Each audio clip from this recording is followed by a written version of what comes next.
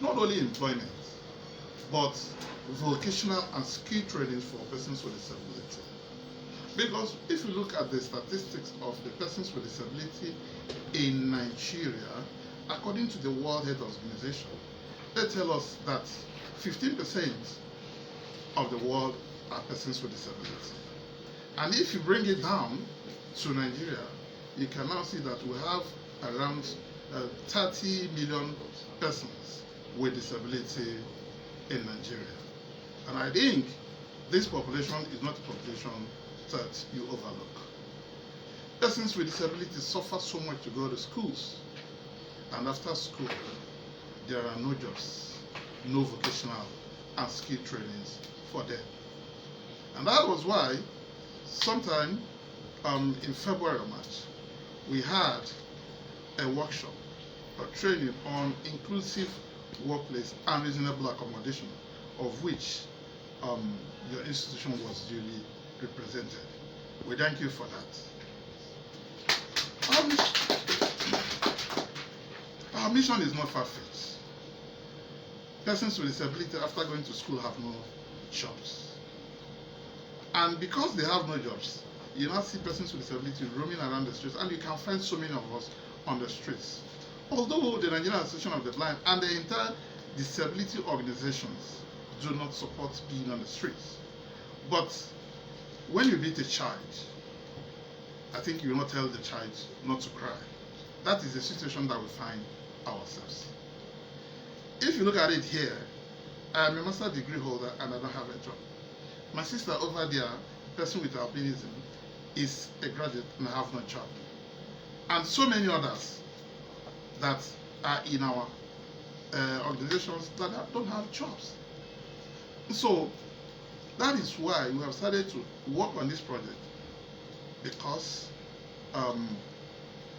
we cannot do anything, we cannot protest, but to advocate for this job to be given with persons with disability. The president, in his magnanimity, President Muhammad Buhari, in his magnanimity, signed the Prohibition Against Discrimination Against Persons with Disability Prohibition Act 2018 into law. And Section 29 of this act says at least 5% of jobs, of vacancies, of opportunities should be given to persons with disability to alleviate their sufferings. And that is to say, if the president knows that we are suffering, and I think all other parastatals, MDAs and agencies should be aware of the same. Disability is not a crime. Disability is not a disease. Disability is not a failure. Disability can happen to anybody, anytime, any day. And that is the much reason why the society should look inwards and give persons with disability the opportunity that is due unto them. As we are seated here together today, God forbid, body may happen, we do not know any person that can fall into the category of persons with disability. You can move out from here and a car knocks down, and then you become a person with disability. Or age may make you a person with disability. Persons with disability have no jobs, and so they are regarded as the poorest of the poor in the society. Because if you live without income, you are a very poor person. You cannot cater for yourself. You depend on others to help and to assist you. All the responsibilities that you're supposed to take up as a man, as a woman, in a family, then you cannot take it. And then you now see that you'll be left out in the society and even in the families. But we remember that SDG, Sustainable Development Goal, tells us leave no one behind. And that is why we are appealing that we, persons with disabilities, should not be left behind. Poverty, and they say it's synonymous to persons with disability. And we are crying that such situation should be abolished in our society. If we look at this disability, if disability, yes, is a barrier, but if disability is an impairment, And what causes disability is the barrier that the society places on persons with disability. As we have come into this very place, there is a lot of barriers that even my brother here on wheelchair found it difficult to come into this place. And because this place doesn't have a lift to go up, that's why that's why we have brought this meeting downstairs. So we are also asking for rights of maybe making places accessible for persons with disability, and so that this society will be a better place for each and every one of us. And therefore we appeal and recommend that in this very place, as employment is going on, please remember us and give us the 5% that the president has given us. In vocational trainings, thank God I had some directors of vocational training, directors of, in fact, I'm happy to hear that such directors exist here, rural employment and all the rest of them. When you carry out your vocational training, skills training, remember persons with disability. We can do as much as that. If there are computer trainings, please, we also are in that field. Persons with disability work with the computers, and that is one of the equipment we use to work in offices.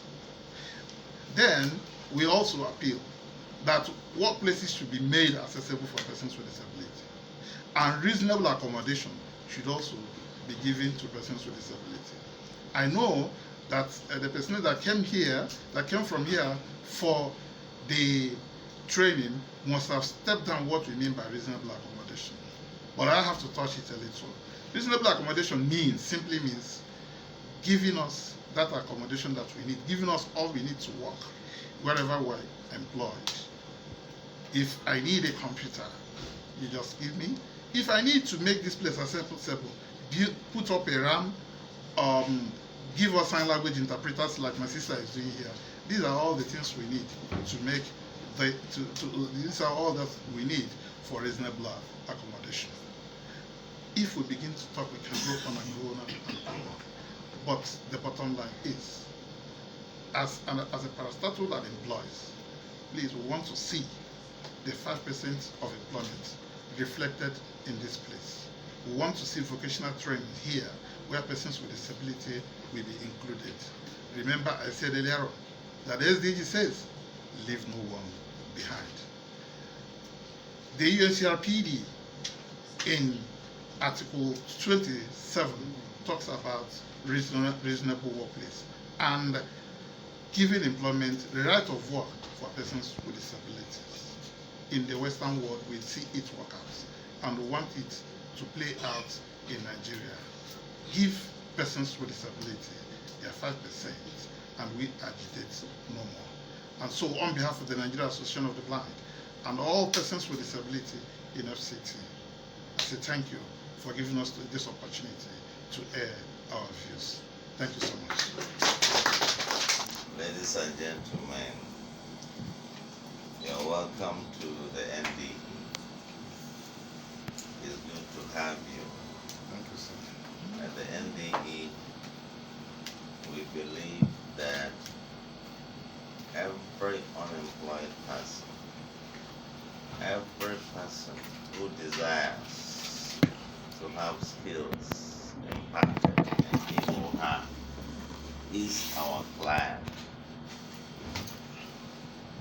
which is why we are broad in our approaches to skills acquisition and our approaches to creating job opportunities for everybody.